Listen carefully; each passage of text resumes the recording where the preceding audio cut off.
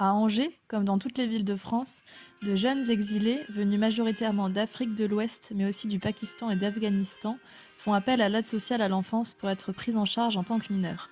Localement, le Secours catholique, l'association Asile et Partage et la Ligue des droits de l'homme viennent en aide à bon nombre d'entre eux suite à une non-prise en charge de la part des institutions. Aujourd'hui, nous avons décidé de vous faire cette vidéo pour faire appel à votre solidarité. En effet, d'ici quelques jours, une vingtaine de jeunes, scolarisés et majoritairement reconnus mineurs auparavant, se retrouveront à la rue.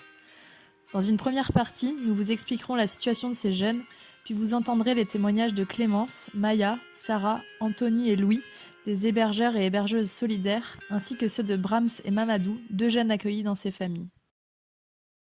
En France, les conseils départementaux, au titre de la protection de l'enfance, sont responsables de la prise en charge des mineurs présents dans leur département. Ils doivent alors leur fournir un hébergement et un accompagnement socio-éducatif pour qu'ils puissent s'épanouir en tant qu'enfants et adolescents et ainsi s'insérer ensuite dans la société en tant qu'adultes. Mais pour les mineurs étrangers, avoir accès à la protection de l'enfance peut être un véritable parcours du combattant. Parlons du Maine-et-Loire et d'Angers puisque c'est notre ville. Le département enregistre un des taux les plus bas en termes de reconnaissance de minorité des jeunes qui s'y présentent. Après entretien auprès d'un travailleur social, seul un jeune sur 10 y est en effet reconnu mineur.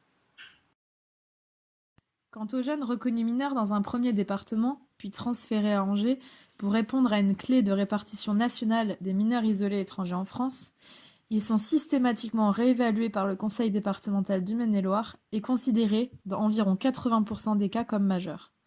On entend souvent alors « Je pensais qu'en France, il n'y avait qu'une seule loi.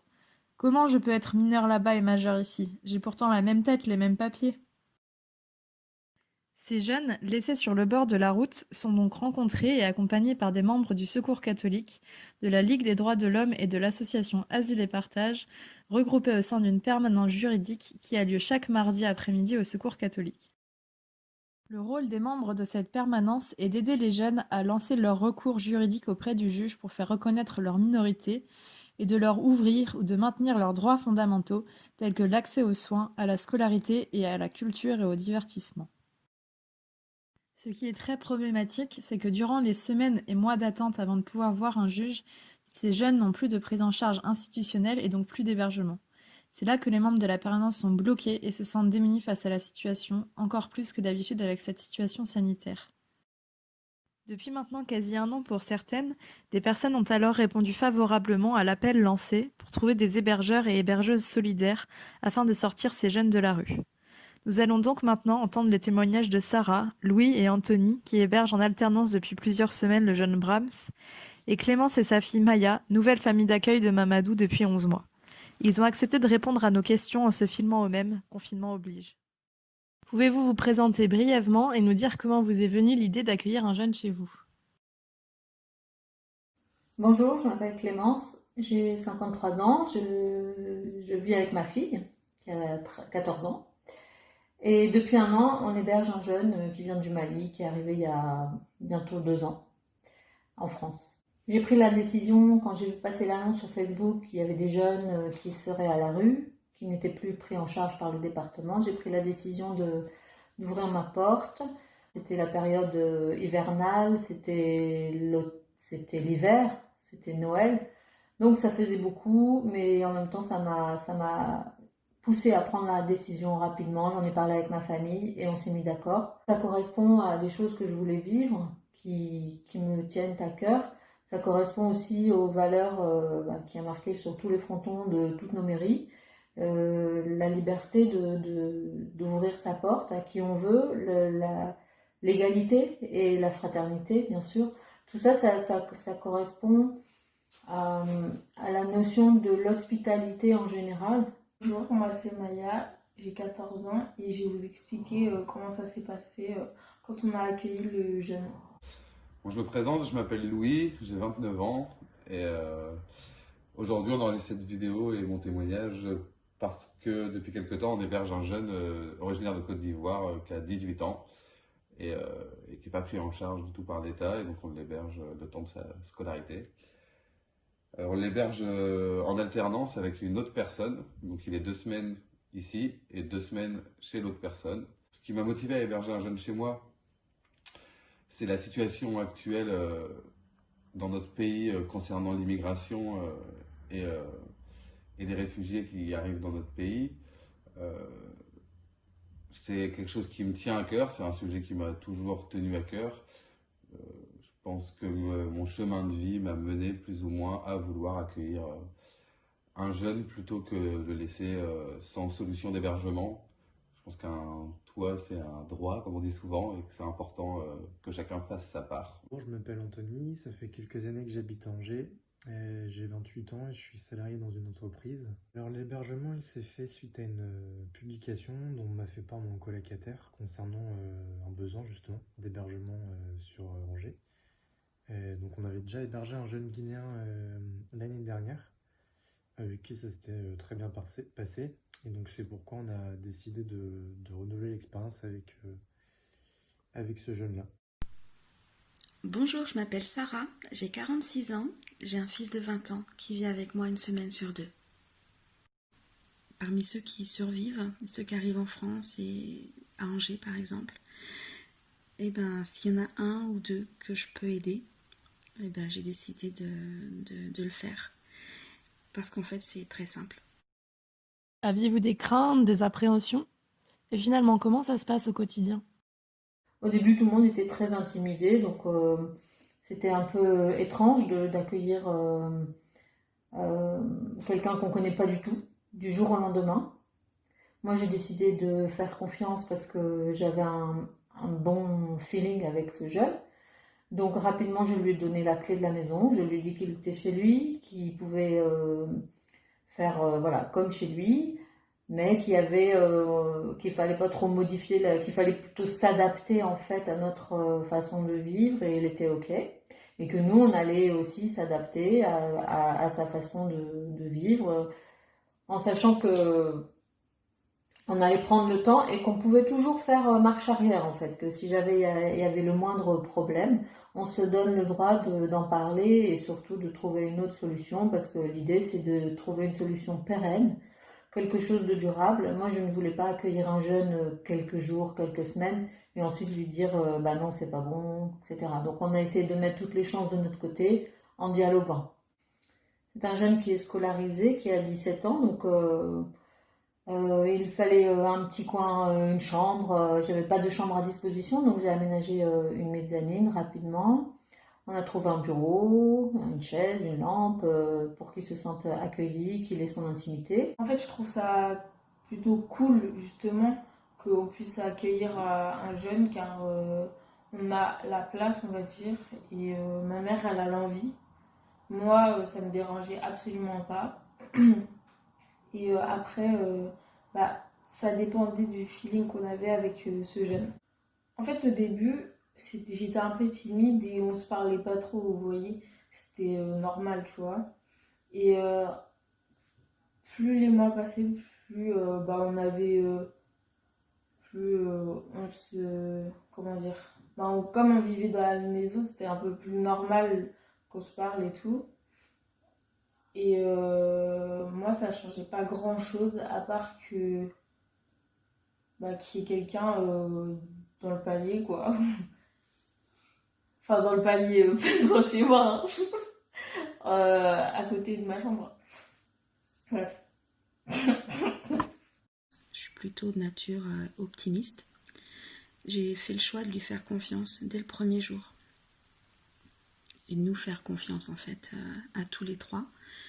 Et en me disant que ça allait être une chouette expérience et que ça allait bien se passer.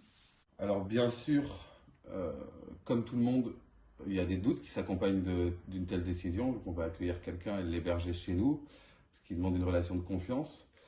Donc les doutes que j'ai pu avoir, c'est est-ce que je serais capable de vivre avec une personne que je connais pas? Est-ce que ce que je fais aussi c'est légal? En tout cas, c'est une interrogation qu'on peut avoir, même si on y répond assez rapidement, la réponse est oui. Donc voilà. Ce qui a permis d'estomper mes doutes, c'est la rencontre avec le jeune en question, avec qui ça s'est tout de suite bien passé. Je pense que c'est important quand on héberge quelqu'un de le rencontrer avant et de voir qu'on va pouvoir s'entendre, vivre ensemble, parce qu'il va falloir vivre ensemble au quotidien. Quel est votre engagement pour cet hébergement? Qu'est-ce que ça représente pour vous? Et qu'est-ce que cette rencontre vous apporte? Pour moi, c'est un engagement.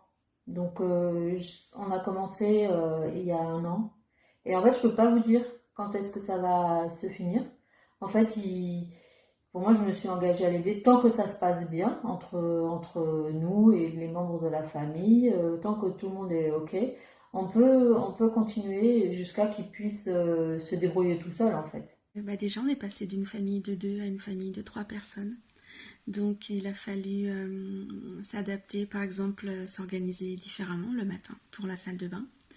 Et aussi, vu qu'on n'a que 2 chambres, on a dû consacrer une partie de notre salon. Ce que ça nous apporte, c'est qu'on se sent utile. Pour moi, c'est vraiment ça le plus important, se sentir utile. Personnellement, je me sens super privilégiée d'accueillir Brahima chez nous parce que c'est vraiment une belle personne. Donc il nous apporte de la joie. Moi, je suis contente de pouvoir l'accompagner de mon mieux et puis aussi de le voir, de pouvoir l'observer évoluer. Mon rôle en tant qu'hébergeuse solidaire, c'est de lui offrir un toit et de le nourrir, évidemment. Mais c'est plus que ça. C'est aussi être à son écoute, partager des bons moments en famille. C'est des fous rires, c'est prévoir des week-ends. Alors dès que la situation sanitaire sera revenue à la normale, mais pour l'instant on est un peu bloqué, mais on a des choses de prévues dès que ce sera possible. Par exemple, il rêve de voir la Tour Eiffel, donc on ira à Paris pour voir la Tour Eiffel avec lui et puis d'autres choses qu'on a envie de partager. Et aussi c'est l'encourager dans ses efforts, par exemple au lycée par rapport aux cours. C'est le soutenir moralement dans ses démarches administratives et aussi lui remonter le moral quand sa famille lui manque beaucoup trop. Et au final, c'est être là pour lui du mieux que je peux. Je dirais que ça m'a apporté beaucoup de choses de plus d'ordre personnel. Et le fait d'échanger, de partager différentes cultures, c'est un enrichissement personnel et une ouverture d'esprit qui, pour moi, est importante. Je ne vois pas ce jeune très souvent la semaine, mais on passe quand même du temps ensemble le week-end ou lors des repas pour échanger, d'autant plus avec la période de confinement qu'on vit actuellement. Et puis on peut dire qu'il est quand même autonome, enfin très autonome même, et puis on le laisse libre en fait de faire ce qu'il veut, hein. Ça se passe très bien, ce fonctionnement-là, il se passe très bien comme ça. Oui. Bonjour, je m'appelle Mamadou. Je viens du Mali, j'ai 17 ans. Je suis arrivé ici le 26 décembre. En fait, avant d'arriver ici, j'étais une association qui occupe les zones mineures isolées, Maintenant, laissons Prévost-Rivon, place au voilà. témoignage de Mamadou Bon, on et était Brahms. là-bas, on était nombreux, voilà. J'étais au Paris et Pontoise. On m'a transféré de venir ici. En fait, avant d'aller vers l'US, on m'a inscrit à l'école. Bon, une fois que j'ai commencé à l'école, on m'a dit, voilà, il n'est pas d'accord avec moi, bon, de temps en temps, voilà. Bon, et moi, je dis que bon, je dois quitter à l'hôtel. En ce moment, on était en hôtel, bon, je dis que je dois quitter à l'hôtel. Bon, en fait, je l'ai expliqué les secours catholiques, voilà mon situation, ils ont dit qu'ils vont me chercher une femme d'accueil. Voilà, bon. Du coup, ils ont cherché la femme d'accueil, ils ont trouvé, voilà. Avant moi-même, j'étais peur parce que, voilà, je ne connais pas, voilà. Et puis, j'ai dit, bon, en fait, on dirait, j'ai pas de choix, mais voilà, j'ai des choix, mais si j'ai dit, j'ai pas de choix, quoi, parce que, bon, sinon, si je fais pas ça, je reste galérer, quoi, parce qu'il n'y a pas d'autre solution, quoi, en fait. Bon, j'ai dit, bon, ouais, il faut mieux que voilà, je m'engage, quoi. Bon, en fait, ouais. Bon, je me suis engagé comme ça, bon, voilà, ça, pour l'instant, quoi, ça va, quoi, tout va bien, ouais, et bon. On rigole, on fait des sorties ensemble, voilà, on fait des week-ends, des vacances ensemble, voilà tout. tout ça se passe bien pour l'instant, quoi, voilà. Je suis arrivé ici, bon, voilà, ils m'ont accueilli comme, voilà, elle m'a accueilli comme son enfant propre, quoi, voilà. Pour moi, c'était super, quoi, voilà. Euh, Si j'ai besoin de quelque chose, si je lui demande, il me donne, voilà, tu vois. Bon, pour moi, j'ai confirmé direct, j'ai dit, voilà, ici, bon, moi, je pense que je suis comme c'est moi, quoi, en fait. Voilà, bon, j'ai tranquille, voilà. Et je pars à l'école, et puis je mange bien, je dors bien, ouais, j'ai fait ce que tu veux, voilà. On dirait que je suis en ma famille propre, quoi. Ou en Afrique, même presque, voilà. Bonjour, moi c'est Bram, 18 ans. Je fais cette petite vidéo pour ce petit témoignage pour juste vous parler un petit peu. Je suis hébergé dans deux familles vraiment différentes, deux familles vraiment extraordinaires, magnifiques pour moi, quoi.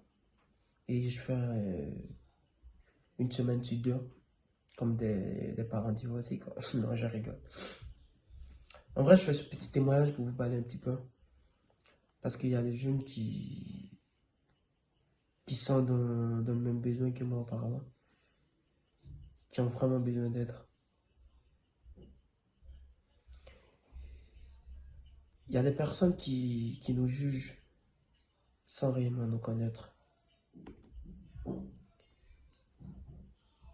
qui parlent de nous comme si nous n'étions pas des humains, qui nous collent des images qui n'étaient pas la nôtre. J'ai eu la chance d'être dans deux familles magnifiques, deux familles qui m'auraient donné la chance de sourire à la vie, deux familles auxquelles je m'épanouis, auxquelles je peux parler sans crainte, sans peur. Mes craintes avant d'arriver dans cette famille, c'était d'être rejeté du regard des autres. Parce qu'aux yeux des autres, nous ne sommes pas des humains. Aux yeux des autres, nous ne sommes que des délinquants, que des voleurs, que des agresseurs, que des images qui ne sont pas la nôtre. C'était mes plus grandes craintes. Mes attentes. C'est d'avoir une famille. Oui, je dirais une personne avec qui parler au quotidien. Une personne qui me collerait pas l'image d'immigrant ou quoi que ce soit. Une personne qui m'appellera pas mon nom. Une personne à qui je pourrais me confier. Une personne qui pourra me dire, t'es pas seul, on est avec toi, ou je suis avec toi. C'était ma plus grande attente. Et qu'est-ce que ces deux familles m'ont apporté? Ces deux familles m'ont apporté beaucoup. Beaucoup parce que ces deux familles sont rentrées dans ma vie au moment où j'avais plus besoin de quelqu'un ou parler. Au moment où j'avais besoin de quelqu'un me confier. Et ces deux familles m'ont appris une chose, que dans la vie, peu importe le malheur qui nous frappe, il ne faut jamais désespérer. Il faut sourire à la vie. Je dirais c'est un bonheur. C'est un bonheur de pouvoir vivre avec deux familles différentes, deux familles qui sont complètement différentes. Et de pouvoir acquérir plusieurs connaissances par des personnes aussi différentes, des cultures différentes, de la vision des choses différentes. Et pour moi, c'est un véritable bonheur.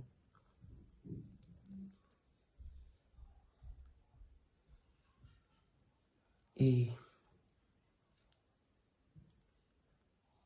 aujourd'hui, grâce à ces deux familles, je dirais je suis redevenu moi-même, quoi. Une petite anecdote, un mot de la fin pour terminer cette vidéo. Je me suis dit que si mon fils était parti à l'étranger comme ça, et qu'il avait, pour avoir une vie meilleure, pour avoir un projet personnel, quelque chose de une motivation profonde pour améliorer sa vie, j'aurais bien aimé que quelqu'un l'accueille là où il se trouve. Donc j'ai fait ça d'abord, avant tout, comme une maman. Et d'ailleurs, rapidement, il est rentré dans la famille un peu un autre fils, comme un autre enfant, quoi. Tout pour dire que je suis très contente qu'il soit là. Il n'y a jamais eu de problème, il n'y a jamais rien eu. Et si vous hésitez encore à accueillir un jeune, je vous conseille vraiment. Parce que moi, personnellement, d'après ce que je vis en ce moment, si c'était à refaire, en fait, je le referais vraiment. Voilà.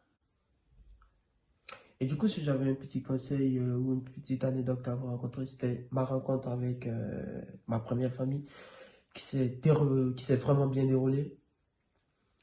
Et j'avais dit à mon ange, comme je l'appelle, je préfère taire son nom dans cette vidéo. Et lorsque je suis quitté dans cette famille, je lui ai dit, bah, et j'enregistre le nom de la dame comment? Parce que je ne pourrais pas l'appeler par son prénom, quoi. Faut juste que je suis pas habitué à appeler les noms par les grandes personnes par le nom. Donc je dis, bah, moi je l'enregistre comment? Elle dit, bah, t'enregistres son nom. Je dis, non, mais je peux pas enregistrer son nom. Elle m'a dit, bah, enregistre comme tu veux, quoi. Et du coup, j'ai mis Tata. Et pour moi, Tata, c'était tellement bien. Pour terminer, si je devais essayer de convaincre des personnes d'héberger des jeunes, je pense qu'aujourd'hui c'est nécessaire de le faire. On est dans une situation qui est quand même dramatique où on laisse des jeunes qui sont pour la plupart pas majeurs et certains à peine majeurs dormir dans la rue et se débrouiller par leurs propres moyens. Je pense que c'est important que ces jeunes ils soient hébergés pour qu'on leur offre des solutions et des perspectives d'avenir viables et sécurisantes. Et que ça coûte pas grand-chose de le faire, que ce soit au niveau financier, que ce soit sur l'énergie que ça demande de dépenser, et que ça apporte beaucoup plus que ce que ça ne coûte. Je dirais que c'est normal d'avoir peur, mais il faut aussi essayer de passer par-dessus ces peurs et ces doutes parfois, et que ça amène de belles choses quand on arrive à le faire. Voilà. Merci à Louis, Sonia, Brahms, Clémence, sa fille et Mamadou pour leurs précieux témoignages et pour avoir osé la rencontre. Environ 25 jeunes scolarisés vont avoir besoin d'un toit à Angers dès décembre. Alors si vous aussi ça vous tente, écrivez-nous sur la page Facebook d'Asile et Partage Angers. Merci.